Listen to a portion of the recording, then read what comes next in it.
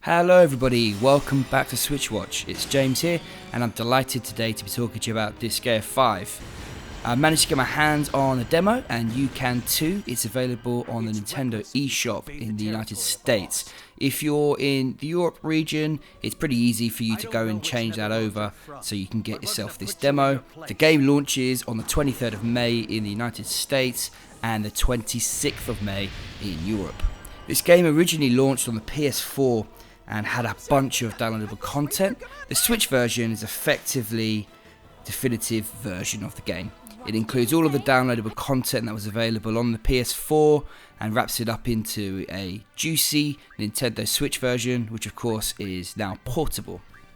So I wanted to jump in and give you guys my thoughts on the game so far. We'll be following up with a full review once the game's out, and I really get the feeling that it's not going to be a quick one. The first thing that jumps out to me on the demo is just how big it is.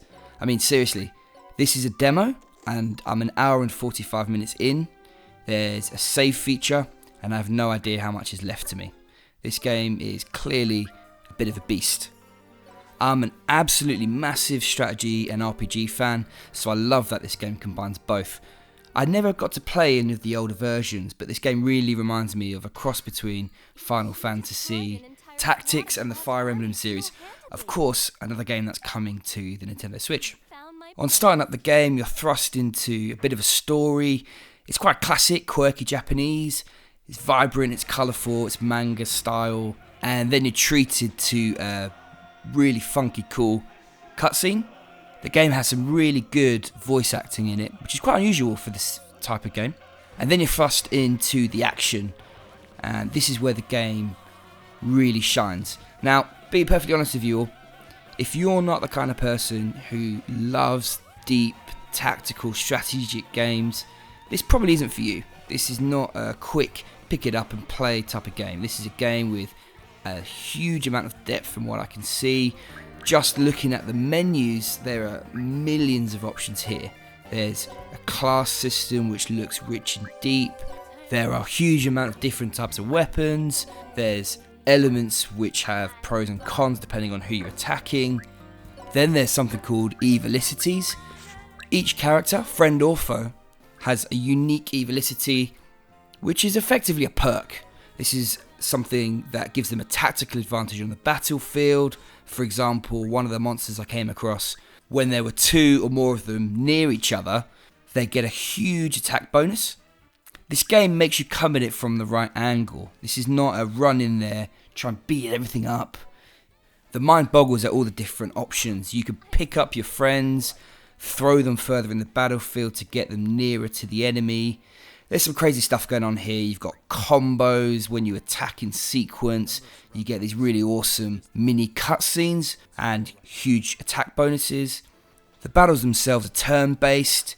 Something I've not seen before is you get to move your characters around, line up your combos, get the best attack possible, hit execute, which is when they attack, separately to ending your step. So what you're able to do is actually line up one combo somewhere, see if it kills the mob, then look at setting up a separate combo elsewhere, adding another layer to the way that you approach combat. Seems pretty unique, and I'm sure there's some really clever combos that you can do further down the line. At the end of the battle, you're given a grade based on how well you've done. This is mainly made up from how well you've comboed, and this grade determines what loot you get from that battle and how much cash you get from it as well. After combat, you go back to what's effectively your base camp. Here you've got shops, you've got different things, some of which were locked for the demo, or perhaps they're just locked earlier in the game and you unlock them as you progress.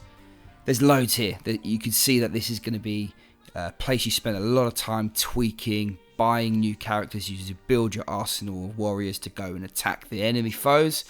From the relatively short amount of time I spent with the game, I find myself wanting to stop this video and get back into it. I'm really excited to come back in a few weeks after I've been playing this, no doubt until I'm absolutely knackered, and I can come back and talk to you about how it's been. I'm sure it's not all roses, but from what I've played so far, I absolutely want more. The game's really fluid, whether you play it on your TV or whether you undock it and play it on the move. That's what excites me about this game. It's one to play on the plane, it's one where you can play it on long journeys. For me, it's one I can play travelling to work. I can get myself into the groove, I can do a few missions, and I can progress the story along. The original PS4 version got absolutely great reviews. It gives me hope that this is one I can sink a bunch of hours into after Zelda is complete. Thanks for checking out this video, it's really appreciated. Let us know if you're excited, pop a comment down below, really want to hear your feedback. And if you want to check out our review once it comes out, remember to subscribe. And if you like what you see, please smash that like button. If like me you're excited and you want to pick up a copy of the game, I've popped a link to buy it from Amazon down below. Check it out.